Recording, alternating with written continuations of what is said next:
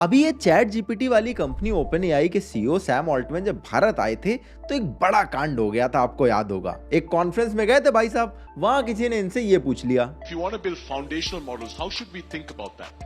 Where is it that a team from India, three super smart engineers with, not 100 million, but let's say 10 million, could actually build something truly substantial? अब इस पे Sam Altman का जवाब भी बड़ा interesting आया। We're going to tell you it's totally hopeless to compete with us on training foundation models. You shouldn't try, and it's your job to try anyway. इस बात पर इतना बवाल हुआ, आर्टिकल लिखे गए, वीडियोस बने। भाई टेक महिंद्रा के सीईओ ने ये तक ट्वीट कर दिया था कि चैलेंज एक्सेप्टेड।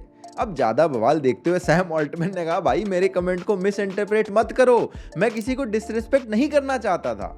अब देखो, सैम का इंटेंशन कुछ भी हो, ये कमेंट मुझे पर्सनली काफी इंटरेस्टिंग लगा, क्योंकि अगर आप थोड़ा सा जूम आउट करके देखो, बिग पिक्चर देखो, तो आपको भी लगेगा कि ये कमेंट इंडिया और यूएस के बारे में आपको काफी कुछ बताता है। यूएस में सारे टेक जायंट्स बैठे और भारत में आईटी सर्विस का ही ज्यादातर काम होता है। यूएस के कितने सारे प्रोडक्ट ग्लोबल मार्केट में चलते हैं, लेकिन भारत से कोई भी एक ग्लोबल प्रोडक्ट क्यों नहीं निकल के आता। यूएस का बिग टेक में अगर आप देखें तो एक क्लियर डोमिनेंस दिखता है। लास्ट पूरा डेकेड बिग टेक का ही रहा है। ये डेकेड जो आने वाला है ये एआई का होने वाला है और इसमें भी यूएस का एक क्लियर लीड दिखाई देता है। तो आज के वीडियो में देखते हैं कि भैया यूएस वाले ऐसा क्या स्पेशल कर रहे हैं और भारत को अगर लीड करना है तो हमें भी क्या चीजें करनी चाहिए। देखो, अगर 2000 से 2010 के बीच की दुनिया देखो तो टॉप 10 हाईएस्ट वैल्यूएशन वाली कंपनीज में सिर्फ 2 यूएस कंपनीज थी जो टेक से बिलोंग करती थी। लेकिन पिछले डेकेड की अगर आप बात करें तो इस लिस्ट में अल्फाबेट यानी गूगल की parent company, Amazon, Nvidia, Meta, ये सब शामिल हो चुकी हैं। अब इस लिस्ट में 2 बड़े क्लियर ट्रेंड दिखाई देंगे आपको। टॉप 10 में 8 कंपनीज यूएस से आती हैं और इन 8 में से 6 कंपनीज टेक्नोलॉजी की फील्ड वाली हैं। ये टेक कंपनीज में इतना ज्यादा पैसा बन रहा है कि कुछ देशों की जीडीपी भी इनसे कम है और इन कंपनीज के अच्छे बिजनेस की वजह से यूएस के अंदर एक पूरा स्टार्टअप का इकोसिस्टम फल फूल रहा है, क्योंकि ये लोग ज्यादा टेक कंपनीज में ही इन्वेस्ट करते हैं। ओपन एआई भी जब रिसर्च फेज में थी, माइक्रोसॉफ्ट ने इसमें $1 बिलियन इन्वेस्ट करे थे।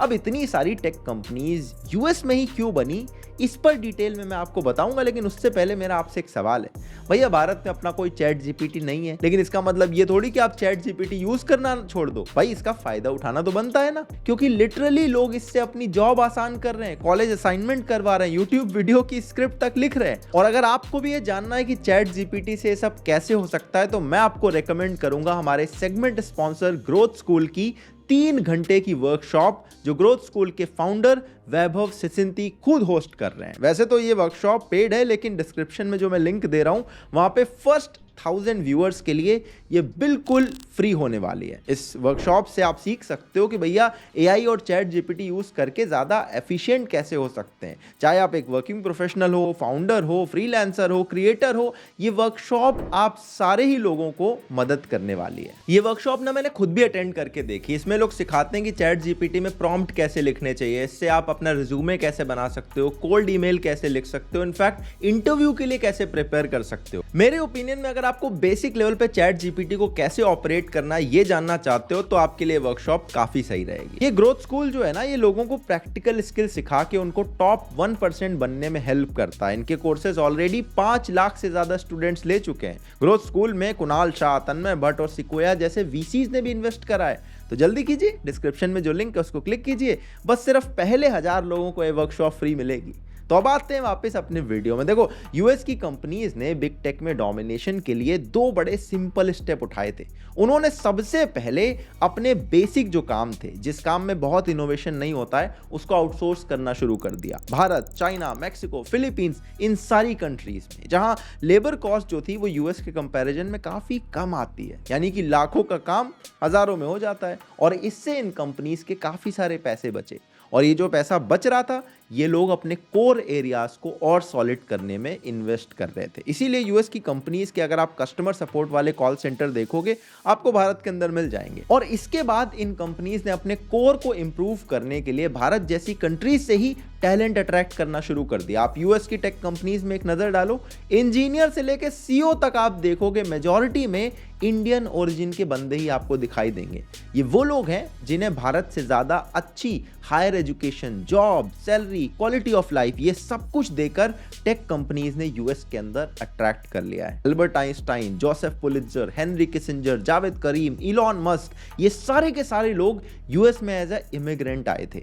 यूएस वाले मोस्टली एकदम टॉप लेयर को अपने देश में अट्रैक्ट कर लेते हैं, इसीलिए अगर आप ध्यान दो तो यूएस के अंदर इंडियन ओरिजिन के सिर्फ 1% लोग हैं, लेकिन वो इनके टोटल टैक्स का 6% हिस्सा कंट्रीब्यूट करते हैं। आज के दिन यूएस में हर 5 में से 1 डॉक्टर इंडियन ओरिजिन का ही बैठा हुआ है। मतलब यूएस वाले टॉप टैलेंट को अट्रैक्ट करने में एकदम नंबर 1 का काम कर रहे हैं। अब अच्छा टैलेंट अट्रैक्ट करने के बाद यूएस की कंपनीज अपने कोर बिजनेस को इंप्रूव करने के लिए रिसर्च एंड डेवलपमेंट में भी बड़ा मोटा पैसा खर्च करती हैं। यूएस में सिर्फ कंपनी नहीं बल्कि federal government, state government, non profit organisation, ये सारे लोग मिलकर रिसर्च एंड डेवलपमेंट में लगभग $800 बिलियन खर्च करते हैं, जो उनकी जीडीपी का 2.8% आता है। कंपैरेटिवली अगर भारत को देखें तो अपनी जीडीपी का सिर्फ 0.7% रिसर्च में खर्च करते हैं। ये फैक्ट इसलिए और ज्यादा इंटरेस्टिंग है क्योंकि यूएस की जीडीपी ऑलरेडी भारत से 8 गुना ज्यादा है। इनफैक्ट नीति आयोग की एक रिपोर्ट पढ़ने से पता चलता है कि भैया हमारे रिसर्च एंड डेवलपमेंट में जो खर्चा होता है वो दुनिया में one of the lowest number पे आता है। और यूएस के अंदर रिसर्च एंड डेवलपमेंट में जो खर्चा हो रहा है उसको और हमने ब्रेक डाउन करके देखा तो पता चला कि 2/3 इसका जो हिस्सा है वो सरकार नहीं खर्च कर रही, प्राइवेट कंपनीज खर्च कर रही है। और कहीं ना कहीं इसी वजह से वहां की सरकार भी प्राइवेट सेक्टर को काफी ज्यादा बैक करती है। प्राइवेट सेक्टर को सपोर्ट करने से देश के अंदर ना एक कॉम्पिटिटिव एनवायरनमेंट रहता है, प्रोडक्ट की क्वालिटी अपने आप इंप्रूव हो जाती है। और इसीलिए यूएस की गवर्नमेंट वहां के बिजनेसेस को रिसर्च पर पैसे खर्च करने के लिए टैक्स में छूट तक देती है, रिवॉर्ड करती है। और इस बात से पब्लिक को भी कोई प्रॉब्लम नहीं होती, वो खुला सपोर्ट करते हैं इस चीज का। लेकिन अगर आप भारत में देखो तो भैया बिजनेसमैन को जनरली लोग ऐसे देखते हैं कि जैसे कोई चोर आ गया हो। काम चोरी की ऐसी आदत पड़ चुकी है कि प्राइवेटाइजेशन की बात आते ही लोग सड़क पे तख्ती लेके प्रोटेस्ट करने उतर जाते हैं। अगला पॉइंट अगर आप देखें तो रिसर्च में जो फोकस की आइडियोलॉजी है वो यूएस के आपको हायर एजुकेशन सेक्टर में भी दिखेगी। आप दुनिया भर की बेस्ट यूनिवर्सिटीज की लिस्ट उठा के देख लो, उसमें आपको मेजॉरिटी यूएस की यूनिवर्सिटीज ही दिख जाएंगी। इनफैक्ट भारत से भी जो यूएस में ज्यादातर लोग जाते हैं वो डायरेक्ट काम करने नहीं जाते, वो वहां पर बैचलर्स या मास्टर्स की डिग्री करने जाते हैं, फिर वहां पर जॉब ले लेते हैं। अब यूएस की यूनिवर्सिटीज बेस्ट रैंक क्यों करती हैं, इसके पीछे कई सारे रीजन है। वहां का जो करिकुलम है वो रॉट लर्निंग पर फोकस नहीं करता बल्कि प्रैक्टिकल स्किल सिखाता है। अपने आप पे देखो तो साइंस, कॉमर्स, आर्ट्स को ऐसे अलग अलग रखा गया है जैसे अनटचेबिलिटी प्रैक्टिस की जा रही है। और यूएस की यूनिवर्सिटी में ऐसा कोई रिस्ट्रिक्शन नहीं दिखता। इनका करिकुलम ज्यादा फ्लेक्सिबल है, लोगों को प्रेफरेंस के हिसाब से सब्जेक्ट चूज करने की फ्रीडम है, जिससे स्टूडेंट्स का जो 360 डिग्री स्किल डेवलपमेंट होता है। अपने आप एजुकेशन सिस्टम की हालत क्या है भैया, ये तो मुझसे ज्यादा आप ही समझते होंगे। हमने वैसे इस पर भी एक डिटेल वीडियो बना रखा है, आप चाहें जाके देख सकते हैं। तो यूएस बेस्ट क्या कर रहा है, अगर इसकी समरी बनाए तो पता चलता है कि वो अपने हल्के सस्ते काम बाहर भेज देता है, महंगे काम कोर फोकस अपने आप पर रखता है, उसको करने के लिए अच्छे अच्छे टैलेंट को अट्रैक्ट करता है और उस टैलेंट को ग्रूम करने के लिए अपनी यूनिवर्सिटी में अच्छे करिकुलम में पढ़ाता है और फिर रिसर्च एंड डेवलपमेंट में खूब पैसा लगाता है। अब ये सब देख के एक क्वेश्चन आपके दिमाग में जरूर आ रहा होगा, अगर हम करें तो करें क्या, बोले तो बोले क्या। वाह मोदी जी वाह। भारत की सबसे बड़ी जरूरत है कि एक माइंडसेट शिफ्ट होना चाहिए। देखो देश के एजुकेशन सिस्टम में एक दिन में कोई बड़ा चेंज नहीं आ जाएगा। हो सकता है न्यू एजुकेशन पॉलिसी के तहत अगले 5 साल, 10 साल, 20 साल में कुछ डिफरेंस आए, लेकिन आप इसी एजुकेशन में रहते हुए थोड़ा हाथ पैर चलाने की कोशिश तो कर सकते हो। देश के अंदर देखो कुछ पर्टिकुलर सिटीज में काफी डेवलपमेंट है, कंपनीज हैं, जॉब्स हैं, और वहीं बहुत सारे ऐसे एरियाज हैं जहां पर अनएम्प्लॉयमेंट है,